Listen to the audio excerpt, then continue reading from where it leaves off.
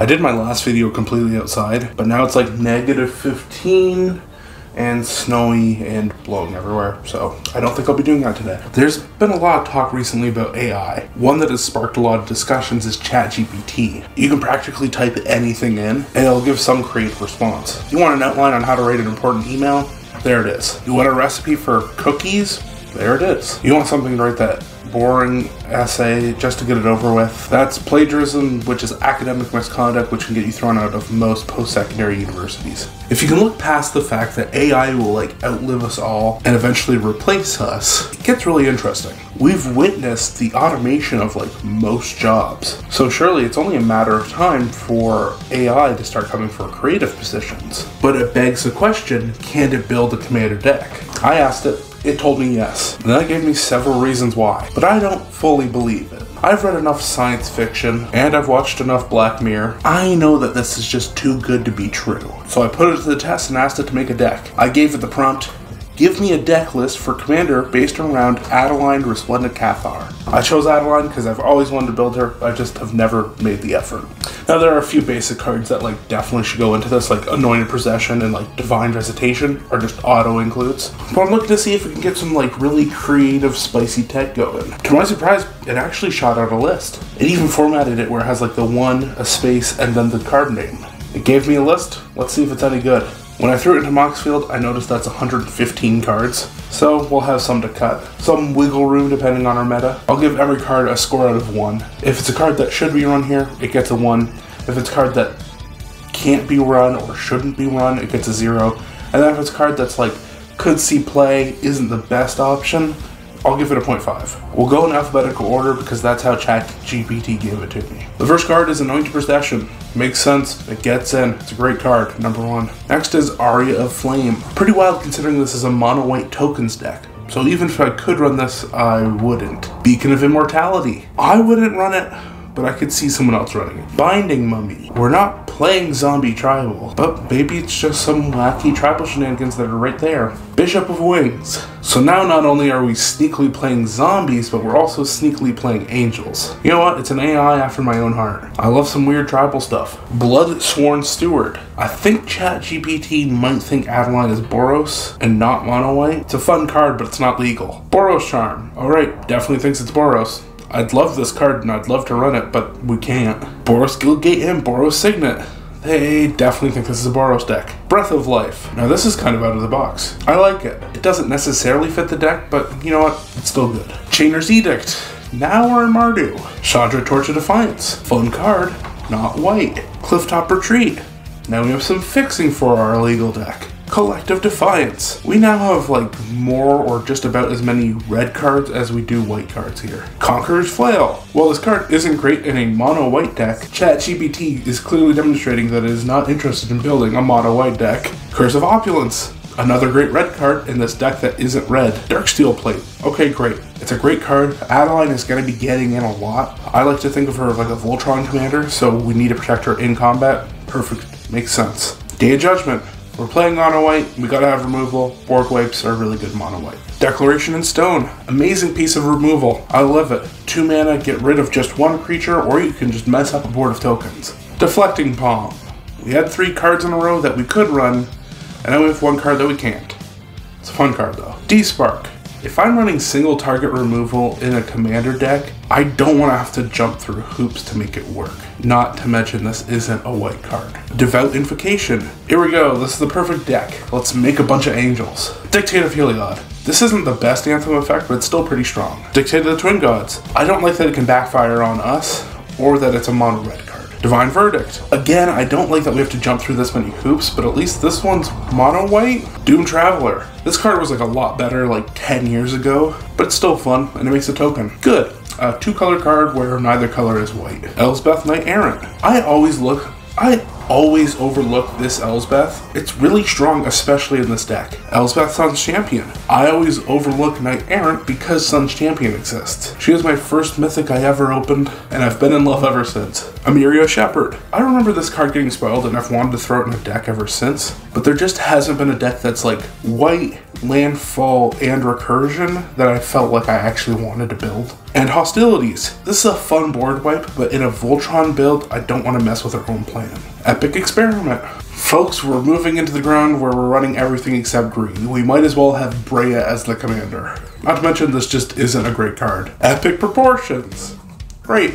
We're 5 colors now. At least this is a Voltron card. It's a bad Voltron card, but it's a Voltron card. Erebos. Fun card. Not in white. Ethereal Armor. I don't think I've seen too many like auras yet, but Adeline does have that bit of Voltron to her, so I think this is fine. Everflowing Chalice. Not the best mana rock, but you know, still pretty good. Evolving Wilds. Let's get some fixing in here. Exile. I've said this twice now. I don't want to have to jump through hoops just to be able to remove a single target, but at the very least this card is mono white. Face Fetters. This is some quality removal actually. It's more expensive than I'd like to pay for this effect, but I'll take it. Faith's Reward. This is a fun card that you can do a lot of really wacky things with, but I don't think we have the deck to support those wacky things. Felden of the Third Path. Coming back at it with our 5-color graveyard deck. Firemane Avenger. I imagine this card was like fun and limited, and maybe even like standard or block constructed, but it just gets so easily outclassed here. Flickering Ward. You know what? I wouldn't say this card is out of place in an Adeline deck. We can use it to protect her from a certain color and sneak her in.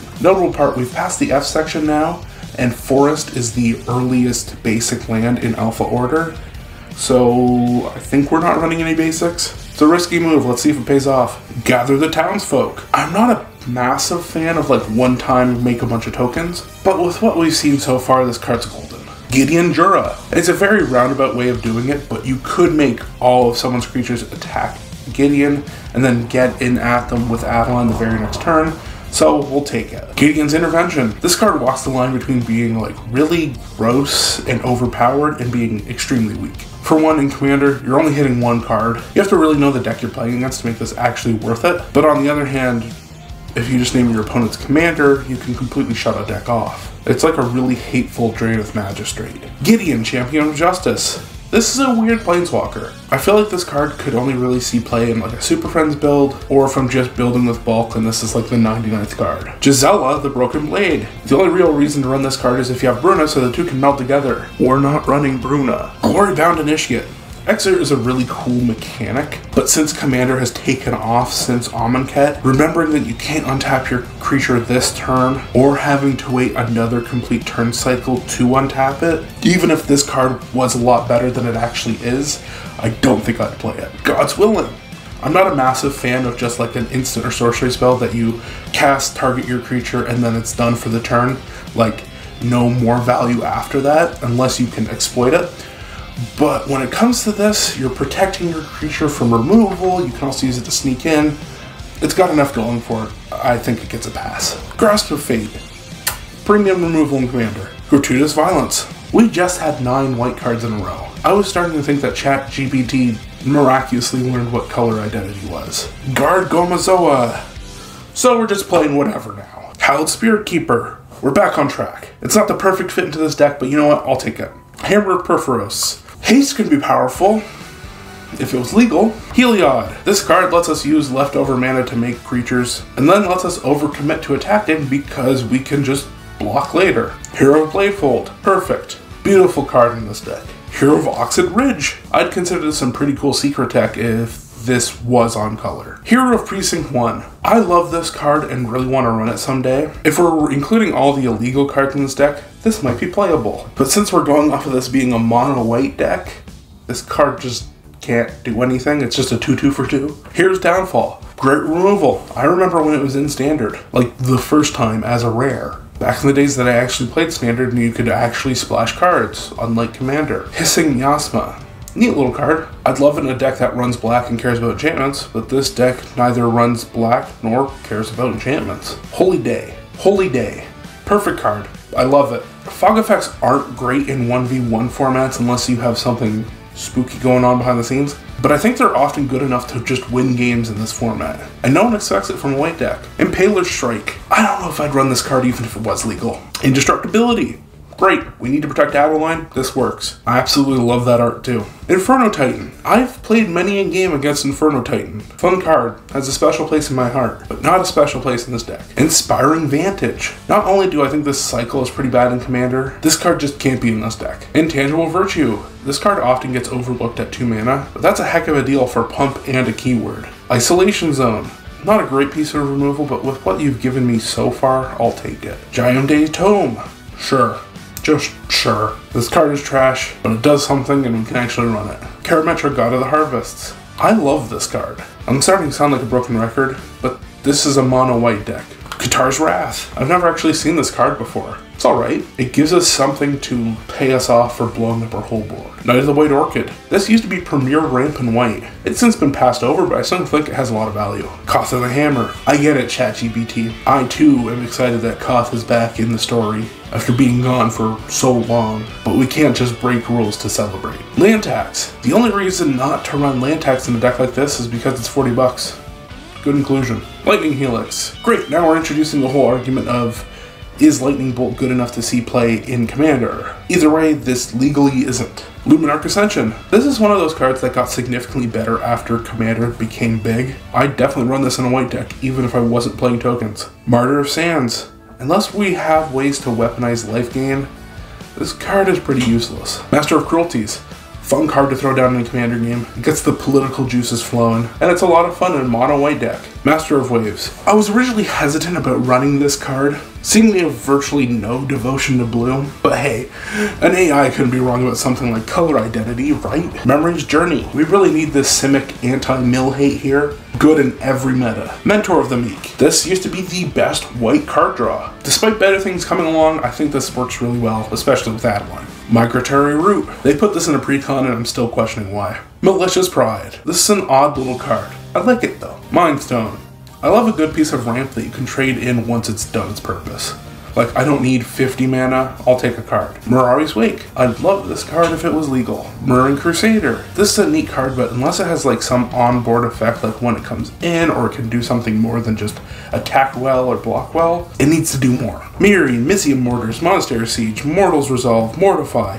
None of these are legal here. Nykthos. This is mono white. Hell yeah, I'd love to run it here. Oh Naginata. Makes Adeline bigger and helps her get in. Oblivion Ring. It's the OG at what it does, so it has to get in here. Oketra the True, another white god that we can use leftover mana to make bodies with. I also like running Oketra in token decks, because if you are pumping up the board to go wide, her double strike just gets that more powerful. Orzhov Guildgate. Classic. Pacifism. I don't know if I have a genuine favorite card in Magic, but if I ever have to make like a top 10 or even like a top 5, this card would be in it. Palace Hat Giant. Now this is a fun piece of weird tech. We have cards here protecting Adeline, so if she's already protected, we can protect the Palace Hat Giant. And now we can't take damage and none of our creatures can. Path to Exile.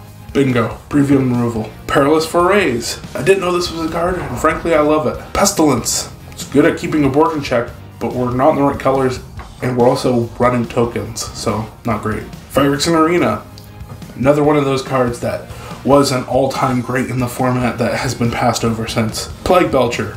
There we go, we finally got that zombie payout from Binding Mummy? Planar Cleansing. It's a great way to really just start the game over again. Platinum Angel. I'm always mad on this card. Unless you're doing something really silly with it, it feels just kind of boring. But if we're running it as straight value, I guess it's kind of serviceable. Polluted Delta. Ooh, we're springing for some off-color fetches now. Oddly enough, this is legal. Postmortem Lunge. I could list off a bunch of reasons why I don't want this card in this deck, but the best one is that it just doesn't fit color identity. Precinct Captain. I think this card tends to get outpaced. Like, even if you play it really early, eventually there's just gonna be too many blockers. This was a lot of fun in 1v1 formats though. Prophetic Flamespeaker.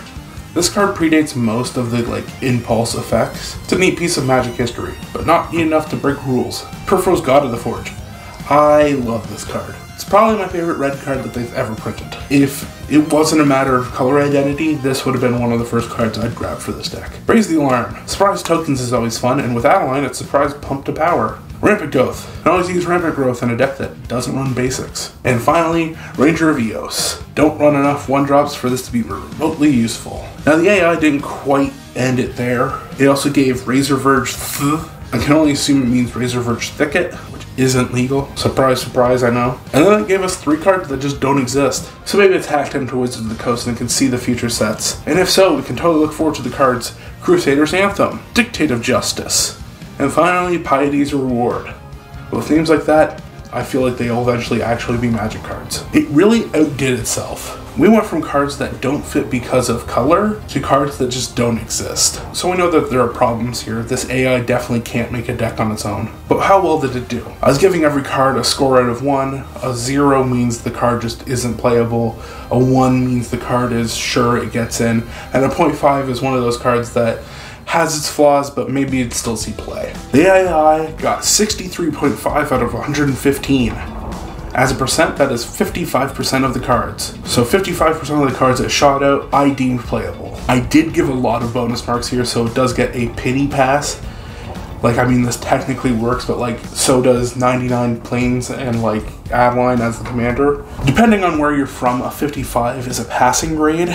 But yeah, definitely got pity passed. A lot of those cards that were definitely deserving of like a 0.5, I bumped up to a 1. And a lot of those cards that should not see play were a 0.5. Definitely got pity passed, but as soon as AI learns color identity, I think it's over for the rest of us. For now, it's making decks that have 55% playability, but until it learns color identity, I think I'm safe with my job of running decks that just have 70% playability. I'm safe for now. Thanks for watching. Don't forget to play birds.